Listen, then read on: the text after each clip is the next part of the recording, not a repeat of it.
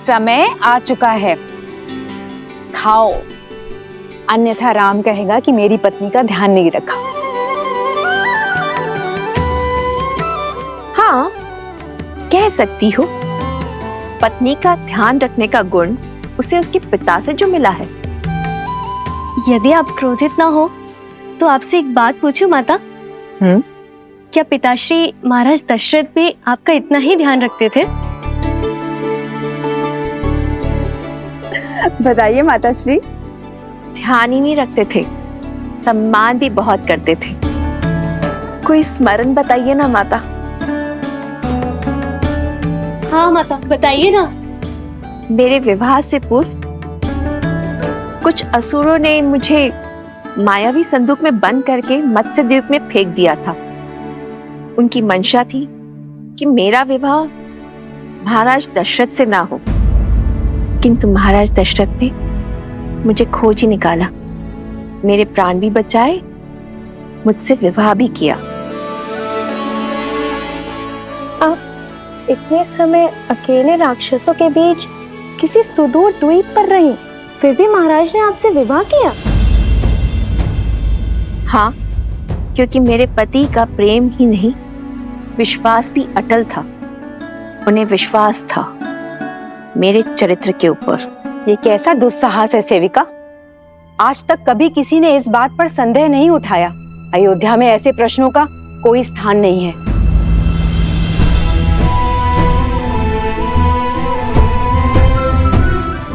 और एक बात, एक पत्नी के चरित्र का प्रमाण उसकी प्रतापी संतान होती है। और एक चेतावनी कान खोलकर सुन लो, फिर कभी ऐसे फूहड़ प्रश्न नहीं उठने चाहिए। जो प्रश्न मन को दूषित करे, उनका भविष्य को दूषित करना निश्चित है। सतीत्व की दुहाई देने वाली आज मुंह छिपाकर क्यों जा रही है? दशानन जैसा बलि जिसे पाना चाहे उसे छोड़ कैसे सकता है? पर इतने समय रावण के पास रहने के बाद अब मुख छुपा रही है।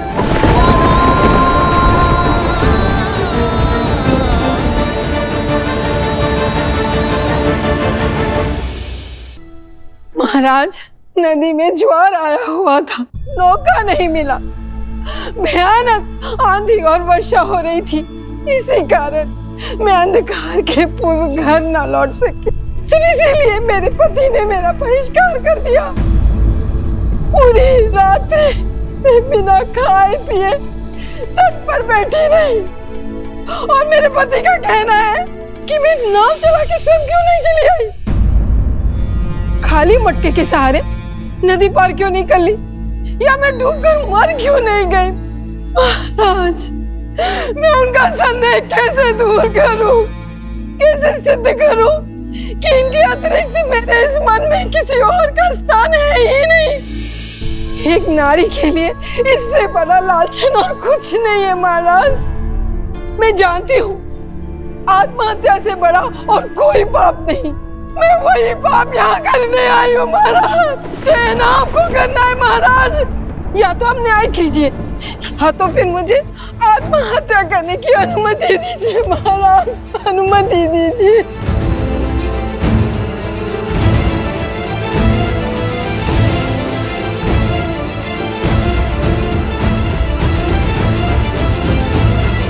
भैया, हमें इसी क्षण जाकर उस वस्त्रक को दंड देना चाहिए और यदि आवश्यकता पड़ी तो पूरे समाज को दंडित करना चाहिए। भरत,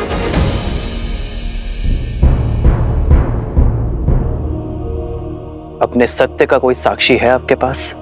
हाँ महाराज, है एक साक्षी। वो नाविक जो मेरे साथ रात को उस पार बैठा हुआ था, वो भी जल स्तर उतरने की प्रतीक्षा कर रहा था। और प्रातः काल जब सब लोग जा रहे थे, उन सब ने देखा था कि हम दूर दूर बैठे थे।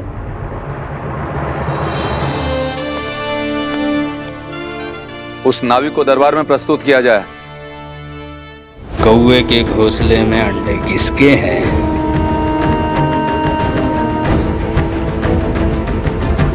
किसने बोला? बोलो, किसने बोला? तुम्हारे मंत्रियों और अधिकारियों में लोभ और लालच भर दूंगा। प्रजा के मन में अविश्वास और संघर्ष का बीज बो दूंगा।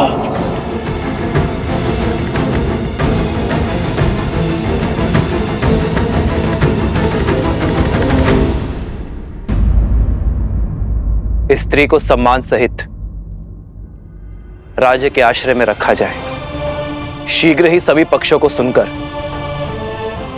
निर्णय लिया जाएगा। स्त्री के पति का पक्ष जानना आवश्यक है। इसमें प्रमाण की क्या आवश्यकता? जब मेरी पत्नी मेरे साथ नहीं थी तो किसी और के साथ ही होगी। कुलीन घराने की स्त्रियां यूं वन बिहार में अकेले नहीं घुमा करती, और वो भी इतनी रात्रि में।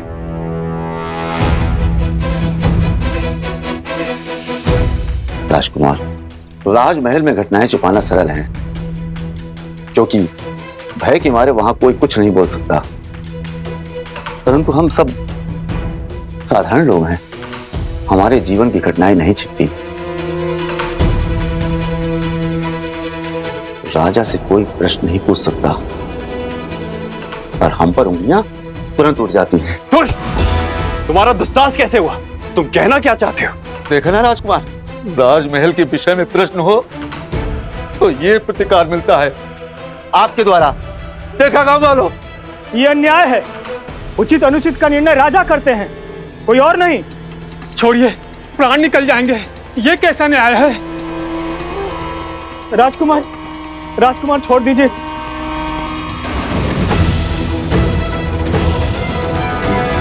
मैं आप सबसे क्षमा मांगता हूं, मैं आवेश में आ गया था।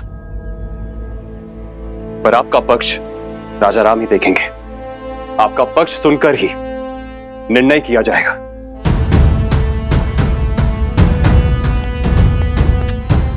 बात इतनी बढ़ गई है, अब महाराज ही न्याय करेंगे। सारी अयोध्या की मति कैसे भ्रष्ट हो सकती है? माना कि वस्त्रक के मन में सहस्त्रमुख रावण ने विष खोल दिया, किंतु सारी प्रजा अपने सोचने समझने की क्षमता को भूलकर अनुचित का अनुसरण कैसे कर सकती है? किसी ने कुछ कह दिया, बस उसी सोच को थामे हुए हैं। अनियंत्रित मन और मस्तिष्क दोनों ही विनाश की ओर लेकर जाते हैं, और मनुष्यों की यही दुर्बलता सहस्त्रमुख रावण का बल है। किसी भी मत या विचार को सत्य मानने से पूर्व अपने बड़ों या गुरुजनों से उसके औचित्य का प्रमाण अवश्य लेना चाहिए। परंतु लोग अपने भीतर विद्यमान अहंकार की बेड़ियों के रहते ऐसा नहीं कर पाते, और अपने अपने तथ्यों को सत्य मान अपने अपने निष्कर्ष निकाल बैठते। कुछ ऐसा ही हो रहा है अयोध्या की प्रजा के साथ। अब सियाराम का अगला युद्ध इसी सोच के विरुद्ध होगा। ये द्वंद्व ही है उनके जीवन का अगला पड़ाव।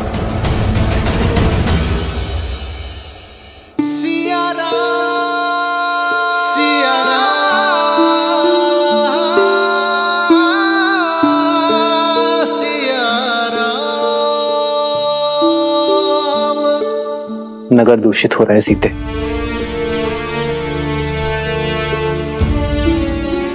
आज एक स्त्री को उसके पति ने केवल इसलिए घर से निकाल दिया क्योंकि उसे उसके चरित्र पर संदेह था, क्योंकि किसी संकट के कारण उसे एक रात्रि घर से बाहर रहना पड़ा।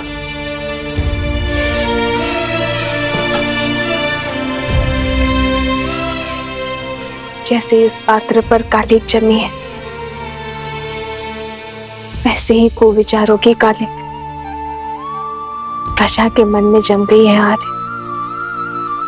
तो हमें करना ये है कि अपने विचारों और विश्वास के स्वच्छ वस्त्र से इस कालिक को पोंछना है।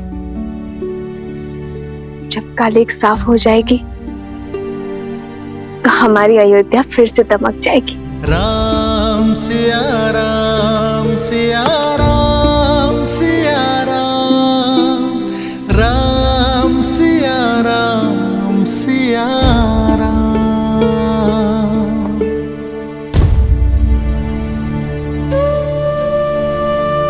अयोध्या हमारी है आर्य, ये नगर हमारा है आर्य।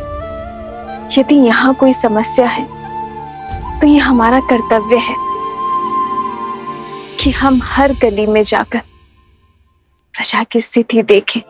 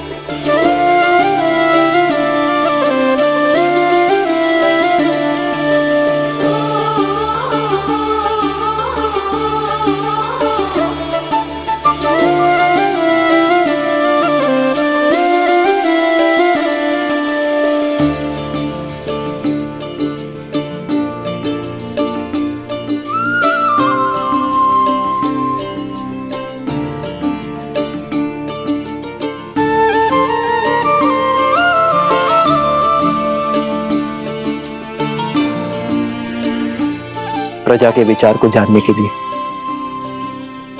प्रजा का अंग बनना होगा सीते। जो एक राजा के आगे अपनी बात खुलकर नहीं कह पाएंगे, वो एक साधारण नागरिक के आगे अपनी बात कभी नहीं छुपाएंगे। प्रतिदिन आप पर गर्व बढ़ता ही जाता है आर्य। आप जितने अच्छे पति और पुत्र हैं, उससे भी अच्छे राजा हैं।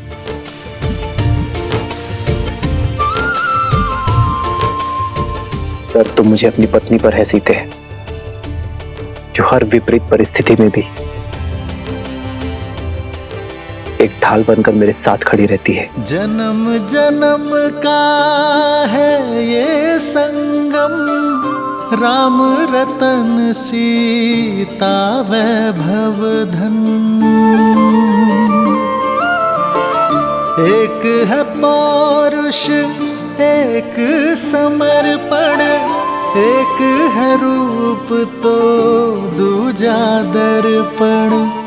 राम है लोचन सीता दृष्टि, राम है बादल सीता वृष्टि। राम सिया राम सिया राम सिया राम, राम सिया राम सिया राम सिया राम सिया राम सिया राम सिया राम, राम सिया राम सिया राम, राम सिया राम की जय जयकार, राम सिया राम सिया राम।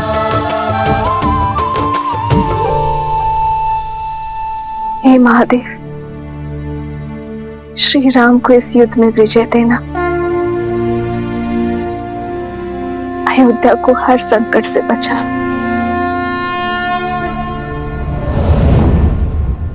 सुना है कि राजा के भाई शत्रुघ्न ने वस्त्रक पर आक्रमण कर दिया है। वही तो, ये कैसा शासन है? जब किसी पर आरोप लगता है तो उसका न्याय किया जाता है, ना कि इसे ऐसे ही कहीं से उसको पकड़ लिया जाता है। प्रजा उचित अनुचित की सीख अपने राजा से ही तो पाती। यदि हमारे रघुवंशी ऐसा समाज बनाना चाहते हैं जहां स्त्रियों की त्रुटियों पर पर्दा डाला जाए, तो ऐसे तो हम दूसरे नगर में पहुंच जाएंगे भाई।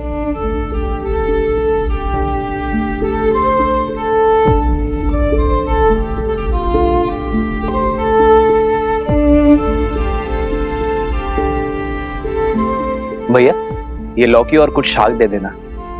सुना है वस्त्रक को राजसभा में बुलाया गया है, कहीं उसका प्रश्न अनुचित तो नहीं? न प्रश्न अनुचित था, न पत्नी का परित्याग। खाने की वस्तुएं भी पवित्र है या नहीं है जांचा जाता है, परंतु पत्नी की पवित्रता कैसे जांचें? पवित्रता का प्रमाण तो खोजना होगा, अन्यथा हम अपनी पत्नी पर संदेह करेंगे और उनसे प्रश्न करेंगे और हमारे भले पूरे परिवार नष्ट हो जाएंगे। जब राज परिवार ने स्वयं ही अनुचित उदाहरण प्रस्तुत कर दिया है तो कोई क्या करे? ये लीजिए भैया।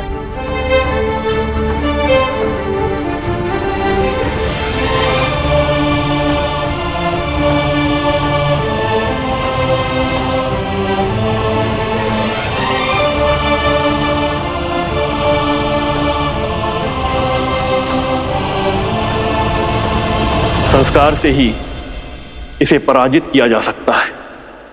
ऐसे संस्कार जो व्यक्ति की चेतना को पवित्र करे और समस्त संसार में संस्कारों को स्थापित करती है, स्त्री शक्ति, अर्थात इस भयंकर असुर को केवल एक स्त्री शक्ति ही पराजित कर सकती है।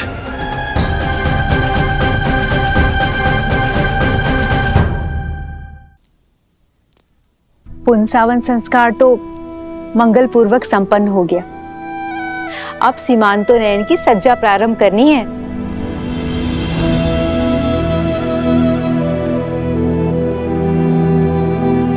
सीता,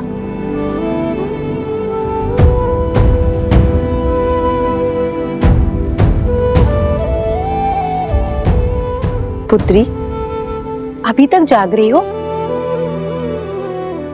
स्वास्थ्य तो ठीक है ना? आओ, बैठो बैठो। घबराहट हो रही है? चल पियो। मैं ठीक हूँ माता।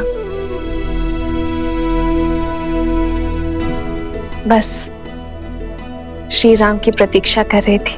आपके कक्ष में प्रकाश देखा तो यहाँ आ गई। आप अभी तक सोए नहीं। तुम्हारी नींद पति ने उड़ाई है और हमारे पुत्र ने। नींद ही क्या, दादी बनने के आनंद ने भूख और प्यास सब ले लिया है। पुत्री, इस अवस्था में कभी कुछ खाने का मन करता है या मन में कोई इच्छा भी जागृत होती है। तुम कहो तो कुछ बनवा दूं? भोजन नहीं, मैंने श्री राम से अपनी मन की इच्छा प्रकट की है। मैं कुछ समय के लिए वन में रहना चाहती हूँ, किसी महान ऋषि के सानिध्य में ज्ञान प्राप्त करना चाहती हूँ। और श्री राम ने वचन दिया है कि वो मेरी इच्छा अवश्य पूरी करेंगे। उत्तम विचार है पुत्री। गर्भ अवस्था में गर्भ में जो संस्कार देते हैं उसी से उसका चरित्र और भविष्य निश्चित होता है। माता की दशा ही संतान में संस्कार देती है। पर दीदी, आश्रम का जीवन कष्टदायी होता है और इस अवस्था में विश्राम करना महत्वपूर्ण है। जीवन भर महलों के सुखों ने मुझे वो नहीं सिखाया जो 14 वर्षों के वनवास ने मुझे सिखा दी। आपकी सीता हर स्थिति में, हर परिस्थिति के अनुरूप ढलने में सक्षम है।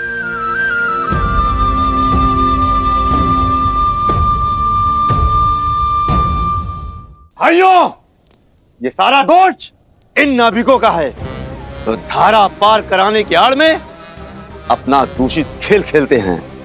इसीलिए मैंने तो अपनी पत्नी को घर से बाहर निकाल दिया। अब राजा राम को भी चाहिए कि वो भी उस नाविक को नगर के बाहर निकालें। यही न्याय संगत होगा भाइयों, यही न्याय संगत होगा। ये निर्णय लेने वाले तुम होते कौन हो? हाँ, स्वयं की दृष्टि में दोष है और फल भुगते साधारण नाविक। यदि अपनी पत्नी पर विश्वास नहीं था तो क्यों उसे आने दिया अकेले? अरे सुरक्षा के लिए साथ आना था ना। एक तो चोरी और मुझे डांट दिखाया। हाथ मत लगाना। तो क्या लाश से काम लूं? मारो मारो मारो मारो मारो। रुकिए,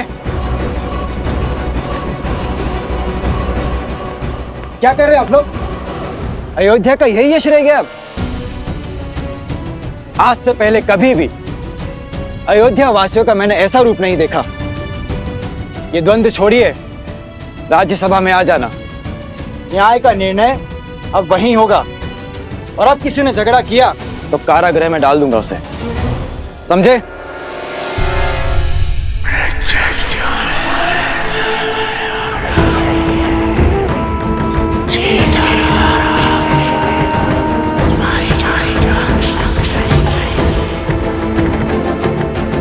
कल का दिन मेरे राज्य के लिए बहुत कठिन होगा। मुझे एक कठिन और कटु निर्णय लेना होगा।